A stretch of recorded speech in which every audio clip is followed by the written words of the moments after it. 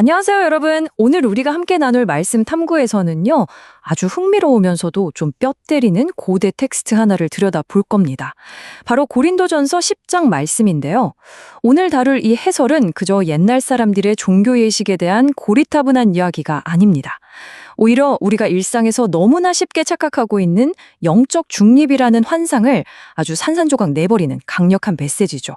자, 바로 시작해 볼까요? 먼저 한번 생각해 보시죠. 우상에게 바쳐진 고기, 먹어도 될까요? 이게 1세기 고린도 교회 사람들의 최대 고민거리 중 하나였습니다. 당시 고린도에서는 신전에서 나온 고기를 먹는 게 단순한 한 끼 식사가 아니었거든요. 시민들의 모임, 상인들의 비즈니스, 가족 행사까지 전부 엮여있는 거대한 문화적 일상이었습니다. 겉보기엔 그저 고기 먹냐 마냐 하는 단순한 문화나 음식 질문 같잖아요. 그런데 사도 바울은 왜 단호하게 이건 단순한 음식 문제가 아니다라고 선을 그었을까요? 그 표면 아래 숨겨진 진짜 의미를 우리가 파헤쳐 봐야 합니다. 오늘 우리가 살펴볼 전체적인 흐름입니다. 첫째, 우상은 정말 가짜일까? 둘째, 제사 배후의 영적 실체. 셋째, 절대 섞일 수 없는 두 식탁. 넷째, 거룩한 질투와 영적 교만. 그리고 마지막으로 오늘날 우리의 영적 정체성까지 핵심만 빠르게 짚어보겠습니다. 첫 번째 파트입니다. 우상은 정말 가짜일까? 당시 고린도 교회에서 스스로 난 믿음이 강해, 좀 깨어있어 라고 생각했던 사람들은 이렇게 말했습니다. 우상 그거 어차피 다 나무나 돌 조각이잖아요. 가짜라고요. 그러니까 그 고기 좀 먹는다고 내 신앙에 무슨 문제가 생기겠어요? 여기에 대해 바울이 19절에서 아주 기가 막힌 수사학적 질문을 던집니다. 그런즉 내가 무엇을 말하느냐? 우상의 제물은 무엇이며 우상은 무엇이냐? 언뜻 들으면 바울이 동의해 주는 것 같죠? 그래, 우상은 실체가 없지. 제물도 그냥 고기일 뿐이야 하면서 말이에요. 하지만 여러분, 이건 바울이 파놓은 치밀한 논리적 함정입니다.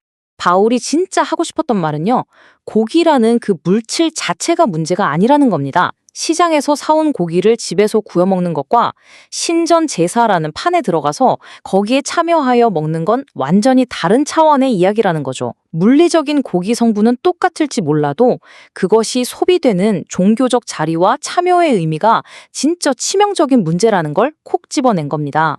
이어서 두 번째, 제사 배후의 영적 실체입니다. 이제 바울은 양파 껍질을 벗기듯 그 얄팍한 논리를 바닥을 완전히 뒤집어 버립니다. 우상이 가짜니까 난 안전해 라고 외치던 사람들에게 엄청난 폭로를 하죠. 20절 보시죠. 무릇 이방인이 제사하는 것은 귀신에게 하는 것이요 하나님께 제사하는 것이 아니니 나는 너희가 귀신과 교제하는 자가 되기를 원하지 아니하노라. 정말 무거운 선언 아닙니까?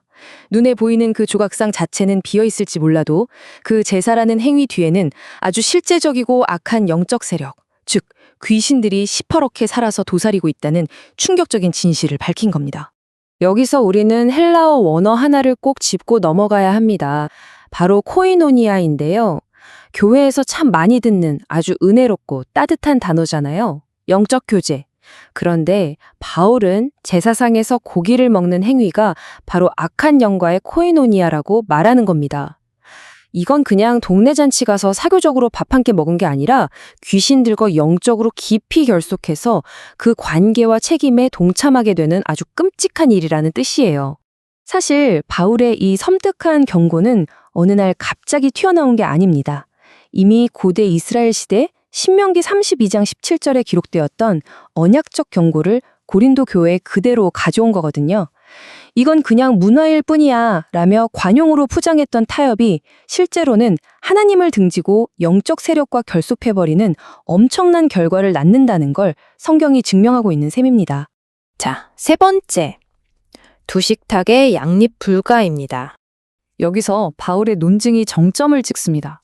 도저히 타협할 수 없는 절대적인 배타성의 선을 딱 그어버려요. 21절입니다. 너희가 주의 잔과 귀신의 잔을 겸하여 마시지 못하고 주의 식탁과 귀신의 식탁에 겸하여 참여하지 못하리라. 여러분, 바울이 지금 양쪽 다 하는 건 별로 보기 안 좋으니까 안 하는 게 어때? 라고 권유하는 게 아니에요. 하지 못하리라. 즉 하나님과 귀신이라는 완전히 상반된 두 영역에 양다리를 걸치는 건 영적으로 아예 불가능하다고 못을 박아버린 겁니다. 화면에 두 식탁을 한번 비교해 보시죠. 한쪽엔 그리스도의 은혜를 누리는 주의 잔과 식탁이 있고 반대쪽엔 귀신의 잔과 식탁이 있습니다. 여기서의 핵심은 윤리나 밥상 예절이 아니에요. 이건 철저하게 나는 어디에 속해 있는가 하는 정체성의 문제입니다. 주님의 식탁에 참여하는 사람에게는 절대적으로 나뉘지 않는 100% 전적인 충성이 요구됩니다. 적당히 섞이는 중간지대? 그런 건 없습니다. 네 번째, 거룩한 질투와 영적 교먼 파트로 넘어가 보겠습니다. 그렇다면 이 절대 섞일 수 없는 두 세계를 굳이 섞어보려고 고집을 부리면 어떤 일이 벌어질까요? 22절 말씀이 그 결과를 아주 서늘하게 경고합니다. 그러면 우리가 주를 노여워하시게 하겠느냐? 우리가 주보다 강한 자냐? 이 질문 속에는요, 영적 중립인 척하면서 아슬아슬하게 줄타기하는 고린도 교인들을 향한 바울의 다급한 외침이 담겨 있습니다. 하나님의 인내심을 시험하지 말라는 거죠. 여기서 노여워하게 하다로 번역된 헬라어 파라젤로를 주목해 볼 필요가 있습니다. 이건 인간들이 흔히 느끼는 유치하고 옹졸한 시기심이 절대 아닙니다. 하나님이 자기 백성을 너무나 맹렬하게 사랑하시기 때문에 다른 헛된 우상에게 마음을 빼앗기는 걸 단 1초도 묵과할 수 없는 그 뜨거운 언약적 사랑, 바로 거룩한 질투입니다. 하나님의 밥상에 앉은 사람이 우상의 밥상에도 기웃거린다? 그건 하나님과의 관계를 정면으로 배신하는 도발이나 다름없습니다. 그래서 바울이 전곡을 찌르는 질문을 던지죠. 우리가 주보다 강한 자냐? 이건 지식이 좀 있다고 영적 교만에 빠진 사람들에게 날리는 일침입니다. 자기 알량한 지식 하나 믿고 난 자유로워? 착각하면서 하나님의 거룩하심을 시험하는 게 얼마나 어리석은 짓인지 깨달으라는 거죠. 진짜 그리스도인의 자유는 주님과의 그 친밀한 교제를 훼손하지 않는 거룩한 테두리 안에서만 의미가 있다는 걸 명심해야 합니다. 마지막 5번째, 오늘날 우리의 영적 정체성입니다. 자, 이제 고대 고린도의 먼지 쌓인 이야기에서 빠져나와 지금 우리의 일상으로 이 해설의 의미를 가져와 보죠. 우리 볼 기억해야 할 핵심은 3가지입니다. 첫째, 예배는 내가 누구에게 속했는지를 보여주는 가장 배타적인 행위여야 합니다. 둘째, 시대의 문화와 트렌드를 무분별하게 따라가면서 그걸 자유라고 착각하지 마세요. 셋째, 가장 치명적인 건 바로 영적 혼합주의입니다. 오늘날의 우상들, 즉 돈, 권력, 성공 같은 세속적 가치들에 신앙을 슬쩍 섞어버리는 태도를 정말 경계해야 합니다. 주일에는 예배드리고 평일에는 세상 우상들 앞에 머리를 조아리는 그 이중적인 삶, 이제 멈춰야 한다는 겁니다. 오늘 말씀 탐구를 마무리하면서 여러분의 마음에 묵직한 질문 하나를 남겨드리고 싶습니다. 이 정도는 허용되지 않나? 남들 다 하는데 뭐. 이런 얄팍한 타협의 질문은 이제 던져버리십시오. 대신 스스로에게 정직하게 이렇게 물어보세요. 나의 이 선택과 참여가 나를 대체 누구에게 속하게 만들고 있는가?